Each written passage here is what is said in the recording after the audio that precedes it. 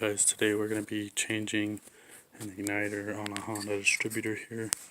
I've got the other one here. So we're going to go ahead and take this screw out and remove the rotor and cap, the little cover here. Alright, here we are. So you're going to want to go ahead and remove those 4 plugs there and lift up this clip here to remove the wires from the igniter. Alright, so once you've lifted that clip, you can go ahead and remove these 2 screws. They can strip very easily, so be careful and use a good screwdriver. Here we are.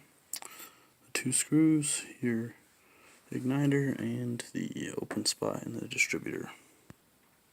Alright, new one's in. We're going to go ahead and plug those back up, and that'll be it.